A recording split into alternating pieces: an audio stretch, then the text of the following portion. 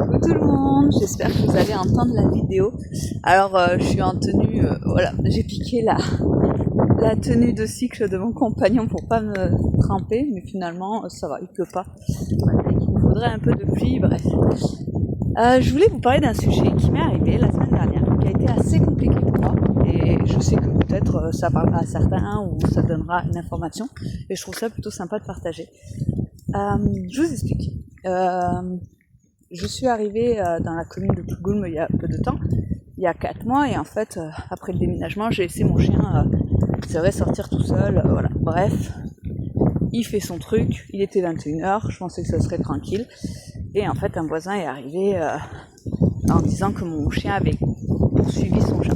Je sais qu'il fait, il poursuit les chats et les lapins. Donc, bon, je dis que je m'excuse, il menace des gendarmes, pourquoi pas, je suis en tort. Là-dessus, il n'y a rien à dire, je n'avais pas à laisser mon chien en liberté. Bref, là-dessus, ça se passe. Bien sûr, je vois quel voisin c'est. Pendant 4 mois, je l'attache. Donc, à chaque fois que je passe devant chez lui, je l'attache. Dès que je vois un autre chien arriver, j'attache. Bref. Alors qu'il n'y a pas de problème avec d'autres chiens, mais voilà, surtout quand, en fait, je l'attache vraiment quand je vois que les autres personnes... Voilà. Bah oui. Bah, vous voyez, là, il pigne, mais il se passera rien, quoi. Bon, et donc 4 mois passent comme ça, et en ce moment, j'adore manger les mûres. Donc, je vais me promener avec mon chien, mon compagnon et son chien pour aller ramasser des mûres. Et en fait, à un moment, je me dis, on arrive près du voisin, rattache ça dessous. Et je dis, non, attends, je ramasse juste les mûres. Comme quoi, le sucre, pour moi, est presque plus important qu'eux. Et bien sûr, à un moment, je ne le vois plus, j'entends comme quelque chose qui tombe. Et là, donc je le rappelle en sifflant. Donc il revient, mais il sait qu'il va se faire engueuler. Et là, les 2 voisins arrivent, mais en hurlant, en me disant que mon chien a attrapé leur chat. Je fais, excusez-moi, mais mon chien ne touche pas le chat. Il court après, mais il ne leur fera aucun mal, que ce soit un lapin, un chat. Et je fais, mon chien a touché votre chat. Non, mais bon... Et elle commence à me dire aussi, oui, votre chien peut attaquer les enfants que je garde. Donc bon, bref, là-dessus j'ai dit stop. Je fais, écoutez, je m'excuse, je suis en tort.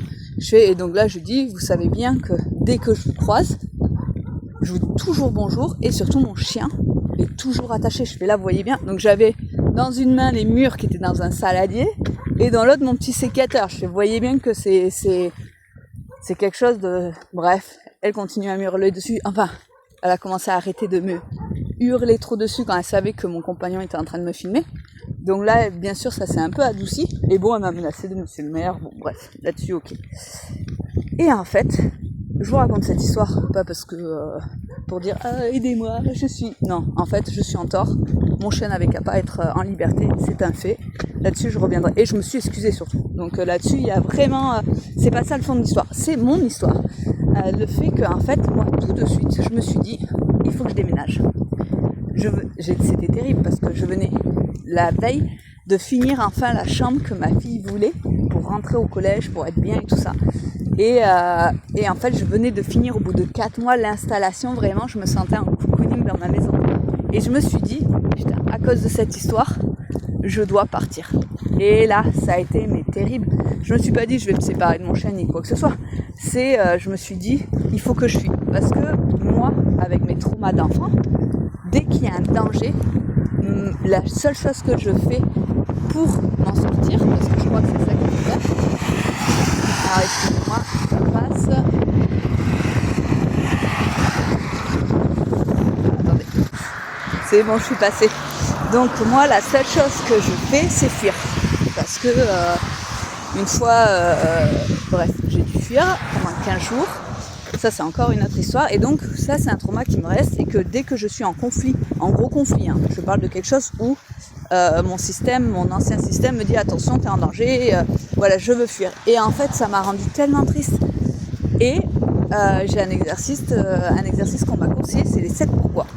Donc, comme je suis pas très bonne en orthographe et en reformulation parce que je suis dyslexique, c'est assez compliqué pour moi de me poser les 7 pourquoi. Donc là, j'utilise un outil que je trouve formidable à certains moments, c'est l'IA.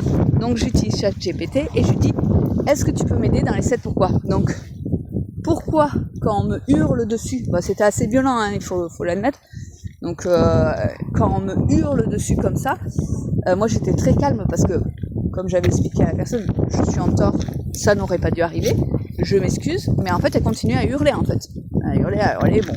Après, c'est normal, elle a eu très peur. Et ça je le comprends. Mais en étant dans les soins, je le sais en fait ce qui se passe. Donc aucun, sauf quand au bout d'un moment, quand on me dit que mon chien va manger ses enfants, qu'elle garde, bon, au bout d'un moment, va attaquer les... Bon, au bout d'un moment, il faut savoir dire stop en fait, je n'ai pas à subir ça.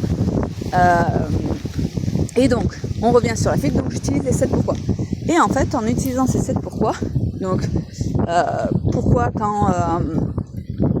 quand on me hurle dessus, j'ai envie de fuir, moi je dis ma réponse et après elle réutilise la réponse pour dire et elle me repose encore un pourquoi. Et ça 7 fois. Et ça en fait ça vous fait réaliser que en fait la situation était inconfortable mais je n'étais pas en danger. Mais mon système nerveux a dit ok là t'es en danger, il faut fuir. Alors que réellement il ne faut pas réagir sur l'émotion. Ne jamais réagir sur l'émotion. La vivre, ça c'est clair. Alors je l'ai vécu bien pendant 5 minutes. Et après en fait il faut vraiment utiliser cet outil de cette pourquoi. Et donc j'ai réalisé que c'était juste l'inconfort.